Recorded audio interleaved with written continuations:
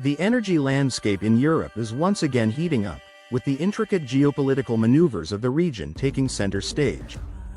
What was once a game of gas supplies and political brinkmanship has now escalated into a critical power struggle between Russia and the European Union, with Lithuania playing a pivotal role. The stakes are higher than ever, and the entire scenario resembles a carefully crafted drama where gas pipelines replace swords, and the ultimate outcome remains uncertain.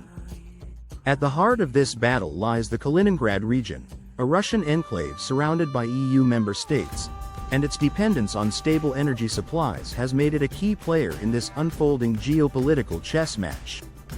Lithuania has tightened its control over energy transit to Kaliningrad, leveraging its geographical position as a pressure point against Russia. By regulating gas flows under the pretext of complying with European Union policies, Lithuania has made it clear that it views this transit as a strategic tool. For Russia, however, such actions are a direct challenge to its influence in the region. This has led to an intense back and forth, with Gazprom, Russia's state-controlled gas giant, taking proactive steps to bypass Lithuanian territory altogether by reviving the Nord Stream 2 project. Nord Stream 2, once mired in controversy and delays, has now re-emerged as a vital geopolitical weapon for Russia. The proposed extension, a 200-kilometer branch line to Kaliningrad, could ensure the region's energy independence from Lithuanian transit routes, thereby solidifying Russia's position in the European energy market.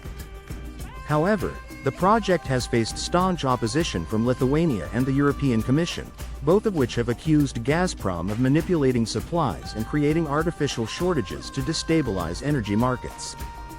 Formal investigations and potential fines loom large, yet the underlying issue transcends economics. It is a question of political dominance and strategic leverage. Kaliningrad's precarious position has left its residents in a state of constant uncertainty, dependent on decisions made far beyond their borders.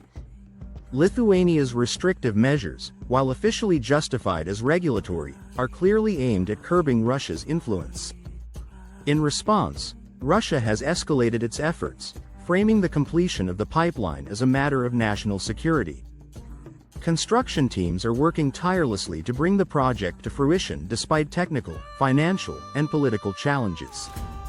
The Kremlin has also initiated investments in local infrastructure, renewable energy sources, and storage facilities to mitigate risks, demonstrating its commitment to long-term solutions. The European Union finds itself in a delicate position, caught between the need to assert its principles and the growing domestic pressures of rising energy costs. Member states are increasingly divided over how to handle Russia. Eastern European countries advocate for harsher sanctions, while others, such as Germany and France, push for pragmatic dialogue.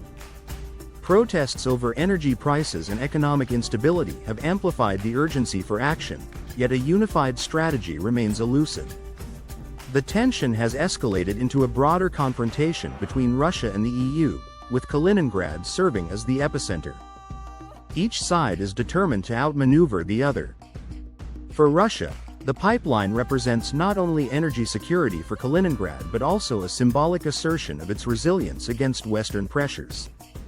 For the EU, blocking the project is seen as a way to curb Russia's influence and promote energy independence, but this comes at the cost of internal divisions and economic strain. As the situation intensifies, the geopolitical ramifications extend far beyond the energy sector. The conflict highlights the fragility of interdependence and the risks of escalation in an already polarized world. Temporary measures, such as alternative energy sources and local initiatives in Kaliningrad, provide some relief but fall short of resolving the deeper issues at play.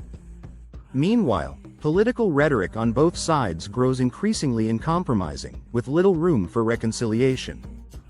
Despite the heightened tensions, there are signs that both sides recognize the need to avoid further escalation. Negotiations have begun, focusing on potential compromises that could stabilize the situation. Russia has proposed new trade terms aimed at reducing dependence on Lithuanian transit, while the EU is exploring initiatives such as a unified energy security fund to address the crisis. However, Distrust remains high, and the path to a sustainable resolution is fraught with challenges. Kaliningrad has emerged as a symbol of resilience and adaptation, demonstrating the importance of self-reliance in the face of external pressures. The region's efforts to develop its infrastructure and diversify its energy sources reflect a broader lesson for nations navigating complex geopolitical landscapes. For Russia, the conflict underscores the need to strengthen its internal systems and reduce vulnerabilities. For the EU, it serves as a wake-up call to the costs of over-reliance on external energy supplies and the importance of unity in addressing shared challenges. Ultimately, this protracted energy conflict reveals the intricate interplay of politics, economics, and strategy in modern global affairs. The stakes are high, and the outcomes will shape the future of the region and beyond. Whether through compromise or continued confrontation, the lessons from this crisis are clear. Stability and collaboration are far more valuable than unchecked ambition and division. The resolution of this energy chess game will not only determine the fate of Kaliningrad but also set a precedent for how the world navigates the complexities of interdependence in an increasingly polarized era.